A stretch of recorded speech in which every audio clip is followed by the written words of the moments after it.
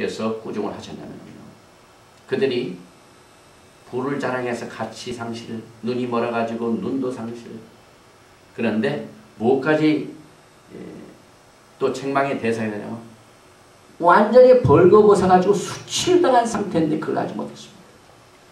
요한계시록 3장 17절에 내가 말하기를 나는 부자라 부요하여 부족한 것이 없다 하나 내 곤고한 것과 가련한 것과 가난한 것과 눈먼 것과 벌거벗은 것을 알지 못하는도다.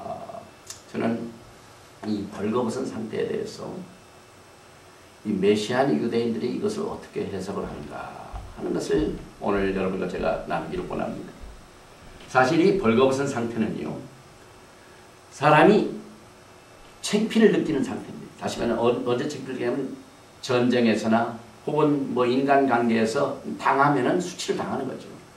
예를 들면은 사무엘하 10장 4절에 보니까 한운이 다윗의 신복들을 잡아가지고 그 수염 절반을 깎고 그 의복의 중동 골기까지 자르고 돌려보낸 아주 수치를 다윗의 하인을 데려왔는데 그렇게 옷 반절을 그냥 빨래 벗겨서 그냥 보내버렸습니다. 아주 그냥 그 종들로 하여금 수치를 당하게 만들었습니다. 다윗의 신복에 그랬으니까 다윗이 얼마나 수치를 당합니까? 그런 관계를 성경에서 벌거벗은 수치를 벌거벗어가지고 수치를 당한 모습으로 보입니다. 그런데 이 라오디게아 교회 그 지역에는 뭐 섬유 산업이 발달돼가지고 얼마나 이쁜 옷들이 많이 있는지 몰라. 막 좋은 옷들, 비싼 옷들이 많이 있습니다. 우리 부여해가지고 돈 주고 그들의 좋은 옷을 입고 유행의 패션에서 뭐 1등 가는 국민이 됐다 할지라도 그들은 벌거벗은 것을 가리지 못했습니다. 또 그들은 또 수치를 보이지 않게 해야 되는데 수치를 보입니다. 이 사진은요, 유럽에 있는 유대인들이 직접 자기들이 저 머나먼 나라에서 살지만은 끝까지 유대인의 관습을 잃어버리지 않고 결혼 풍습을 지킵니다. 그런데 결혼 풍습 중에 이제 결혼식인데요, 신부가 무슨 옷을 입었습니까? 한 옷을 입었습니다. 그래가지고 신부가 결혼식에 완성인 후파를 들어가려고 하는데 옆에 이제 후파가 있죠. 쭉 보면 후파가 있죠. 그래서 이 후파에 가는 결혼식장에 가는 신부의 깨끗한 옷, 이것은 뭘 상징하냐면은 그 다음 그 말씀에 보니까 내가 너를 고난이 되게서 불로 연단한 금을 사서 부여하게 하고 흰옷을 사서 입어 벌거벗은 수치를 보이지 않게 하고 안약을 사서 눈에 발라보게 하라 그랬는데, 요한계시록 16장을 보면은 주님께서 이 수치를 당하는 것과 똑같은 말씀을 경고하십니다. 보라, 내가 도적같이 오리니 누구든지 깨어 자기 옷을 지켜 벌거벗고 다니지 아니하며 자기의 부끄러움을 보이지 아니하는 자가 복이 있도다. 이 마지막 때는요, 깨끗한 의의 예수 그리스도의 세마포로 단장하지 않으면 전부 수치스럽습니다. 그리고 이 마지막 때는 자기의 부끄러움을 이 흰옷을 사서 가리운 자가 복이 있다고, 그 사람이 부유하답니다. 그 사람이 행복한답니다.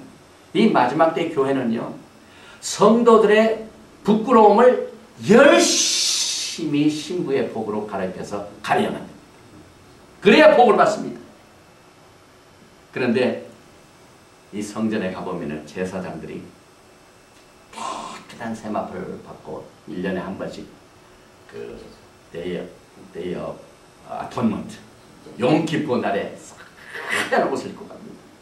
그래서 부끄러움을 보이지 않고 이 제사장의 모습처럼 예수님 앞에 나아갈 적에 모든 죄를 사함받고 하나님의 모습입니다. 다시 말하면 깨어있는 상태가, 다시 말하면 우리 주님께서 도적같이 임하면 그 사람은 부끄러움을 당합니다. 그러나 도적같이 임하지 아니하면 부끄러움을 당하지 않습니다. 옛날에 성전에 있을 당시에 실제 일입니다.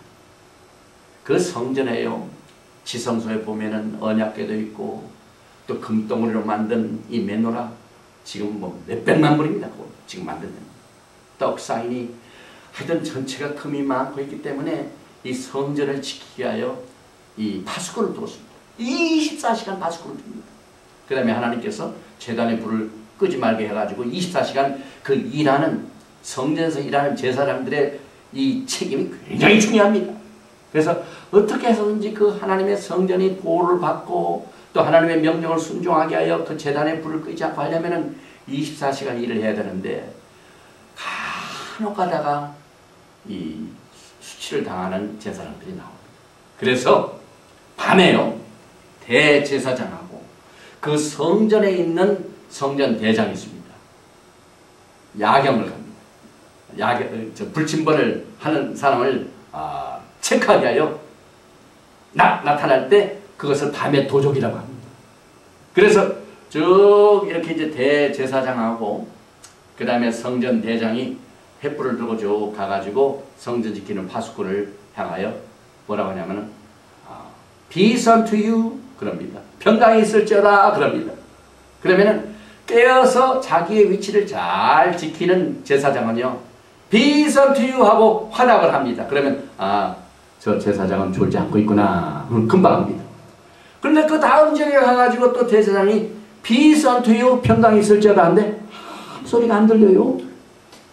그래서 죽었나? 가지고 가는 그 막대가지고 이렇게 합니다. 그래도 쿨쿨 자느라고 깨어있지를 못합니다. 이때 그 대사장이 뭘 합니까? 가지고 성전 제단에서 붙여온 그 봉화불을요 그 입고 있는 제사장의 옷에다가 불을 탁 붙입니다. 그러면 자다가 그 옷에 불이 붙으니까 얼마나 뜨겁습니까? 그러니까 막 나살이야 하고 그 옷을 다 벗어 던지고 성전에 자기 옷 찾으러 갑니다. 그때 그 벌거벗은 모습이 부끄러운 상태입니다. 깨어있어서 수치를 당하지 않게 하라. 말씀이 바로 이 메시아는 유대인들이 해석하는 방법입니다. 다시 말하면 수치를 당하지 아니하려면 먼저 깨어있어야만 됩니다. 그래서 이 깨어있는 모습이 얼마나 이 마지막 때에 중요한지 모릅니다. 과거에 소돔과 고모라가 수치를 당했죠. 다시 말하면 멸망을 당했습니다. 그런데 아브라함은 뭐래서 그걸 알고 중보 기도를 했지 않습니까? 그 롯을 향하여 조카 롯을 향하여. 그래서 성경에 아브라함은 깨어있는 교회를 상징하고 그 수치를 당해가지고 빠져나오게 나왔지만은 그래도 또 아브라함의 중보 기도를 통해 살아났지 않습니까? 롯은 졸고 있는 잠자는 교회를 상징합니다. 그런데 이상하게도요, 공교롭게도 이 메시아는 유대인들이 롯을 그냥 깨어있지 못한 상태에 졸지에 당한 그 모습, 그걸 설명할 때 롯이라는 단어를 설명해 줍니다. 이 롯은 히브리 말로 세 글자로 첫째는 라메드입니다. 근데 라메드라는 그 글자는요, 옛날 모세가 하나님의 그 율법 토라를 받기 전까지는 뭐 전부 히브리 글자가 그림입니다. 그래서 롯, L-O-T의 첫자 L자는 무슨 모습 같냐면 목자의 그 막대기 같습니다. 라메. 그 다음 글자가 밥. 이 밥이라는 것은 못입니다. 그래서 못을 박는다 하면 못을 굳건히 하는 걸 말합니다. 그 두 가지 A&D를 밥이라고 합니다. 그래서 못과 못을 이렇게 붙이는 것을 말합니다. 그 다음에 맨 마지막 글자가 텔.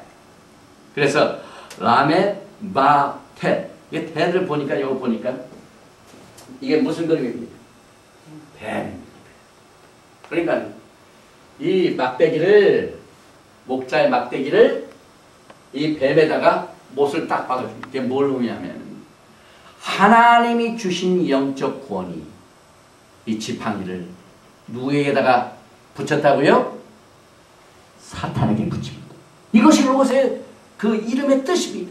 다시 말하면은 롯이 권위를 가지고 그 백성들에게 이제 하나님께서 이 소돔과 고모라를 심판하십니다. 아무리 얘기를 해도 듣질 않아요. 네가 무슨 권위를 가지고 그런 말을 하느냐? 듣질 않아요. 그만큼 마지막 때의 교회가 잠잘고 졸고 있으면은 하나님의 영적 권위를 사탄에게 팔아먹었습니다. 사탄에게 이양을 했습니다. 이와 같은 상태를 말합니다. 그래서 도적같이 임하는 교회를 하나님께서 몇 가지를 구분하셨는데요. 우리가 지난번에 공부할 적에 사대교회는 3장 1절에서 3절에 이렇게 나옵니다. 사대교회 사적에 변제하기를 하나님의 일곱 영과 일곱 별을 가진 이가 가라사 내가 내 행위를 아노니 내가 살았다 하는 이름은 가졌으나 죽은 자로다. 너는 일깨워 그 남은 밥 죽게 된 것을 굳게 하라. 내 하나님의 앞에